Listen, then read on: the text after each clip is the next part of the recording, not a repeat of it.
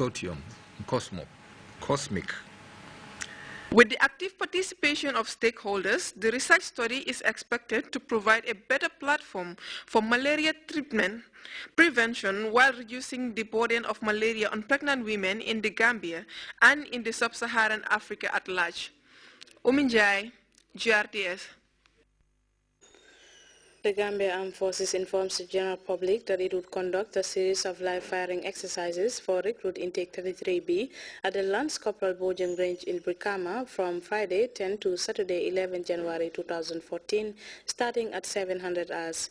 A press release from Defense Headquarters calls on the general public, especially residents living around the range in Brikama and its satellite villages, to avoid the designated area on the above-mentioned dates.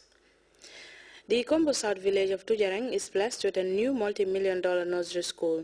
The facility, built by a Norwegian lady, Elizabeth Nirod, and inaugurated by the Regional Education Director for Region 2, offers free education and meals to the children.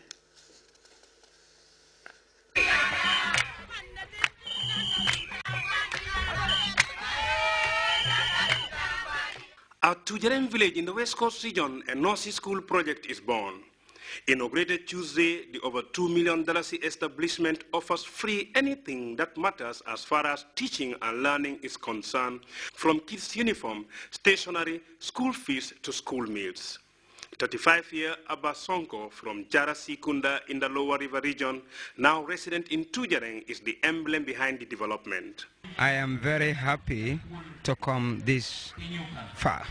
I thank my partners, great among them Elizabeth Nirud, to succeed in bringing free education to children as future leaders. Pleases me so very much. The Iron Lady behind Abba is the Norwegian Elizabeth Nirud. The two met way back in 2007, the same year the idea of this nursery project was conceived and hatched. Back home in Norway, she mobilized funds from her family and other good Samaritans that eventually give birth to this project. And from 2007 to date, one of the activities ABBA engages to help Elizabeth raise money in Norway for the construction of the project is by shipping crafted materials from the Gambia to Norway for sale. She rejoiced over what she described as a dream come true. For us in Norway, we will still be working hard to raise money, the money we need. I am very much confident that the staff employed is the right one for the school and that they will take good care of the children and each other. With all these positive elements, I'm sure this will be a successful school. 52 children between age 3 and 6 are enjoying the rare opportunity, majority of them from homes with difficulties in financing their children's education. Staff salaries are also paid by the school. Together, we were able to develop the school vision and mission statement, which is very comprehensive and also depict the realities of the Gambia and the world at large. Paying tribute to Abba and Elizabeth in particular, the acting alcalo of the village, Aruna Bojang, distinguished education as the right tool to use in chasing poverty. Inaugurating the project, Babacar Suare, the education director for Region 2, underscored the basic education ministry's pride to be associated with the development. Early childhood development, as Suare puts it, is a priority to his ministry, and individuals' efforts in augmenting the realization of the goal is always a blessing to government. I would like to seize this opportunity to thank Madam Noor, Mr. Sonko and Link for providing childcare, development and education in this community free of charge. Thank you very much. Generally speaking, Mr. Chairman, opening a nursery school in Tujareng also means providing job opportunities to able and young Gambians. This is some extent will go a long way in addressing the issue of unemployment in our society. Step 1 Nursery Gambia thrives on the philosophy that a strong early childhood program, particularly for age 3 and 6 group, can set a foundation for life. For that reason, only qualified teachers were hired for the job, supported by an experienced SMT and guided by a job description aimed at ensuring smart targets are set that are result-driven. For teaching and learning, the environment couldn't have been friendlier.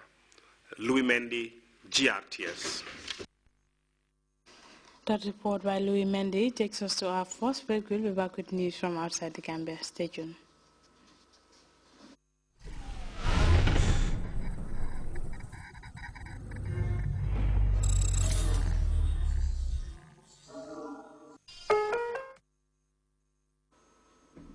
Welcome back.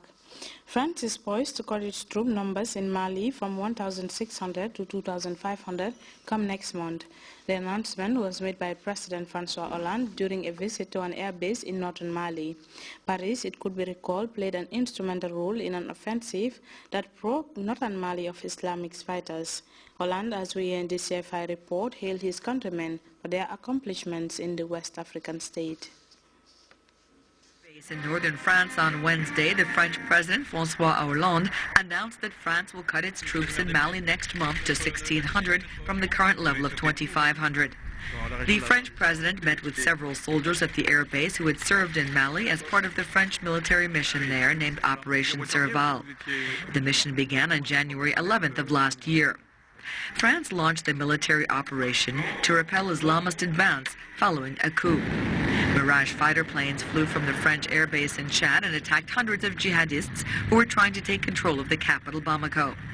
The French soldiers began by neutralizing the radical Islamists in the northern part of the country, then joined forces with African soldiers to successfully stop al-Qaeda-linked militants and Tuareg rebels from descending south and advancing on the capital. President Hollande praised the French troops and success of Operation Serval. Every time I travel to other countries in Africa and elsewhere,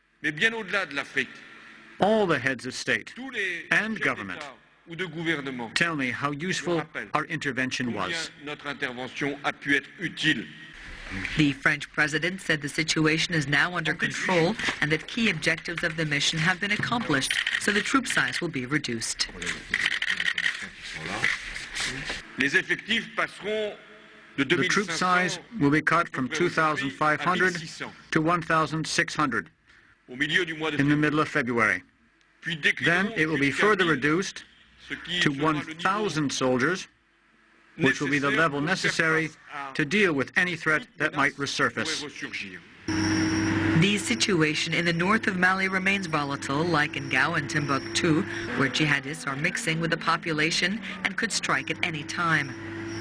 In Kidal, the Tuareg rebels of the MNLA and soldiers from the Malian army observe each other, ready to react if necessary.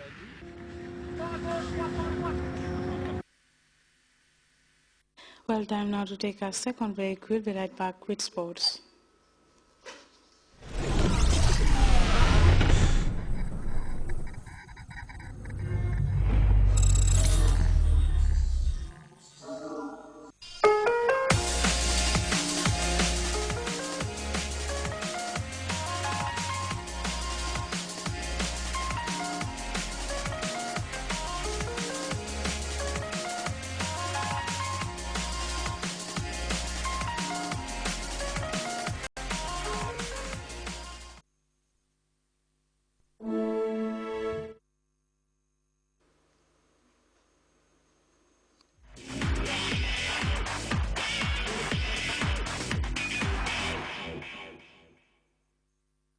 The Gambia Radio and Television Services football team this evening left GRTS premises for a 3-day friendly outing in Basse, the Upper River region.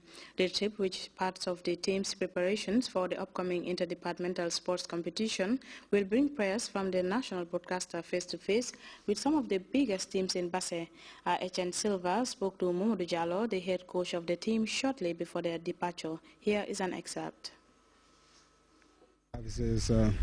As you know, among other things, we have a football team that has been competing in this interdepartmental competition on a yearly basis. Therefore, as head coach of the team, with the support of management this year, earlier this year we wrote to a football team in Basse, 2 football teams for that matter, to have test games to anticipate the interdepartmental tournament that is slated for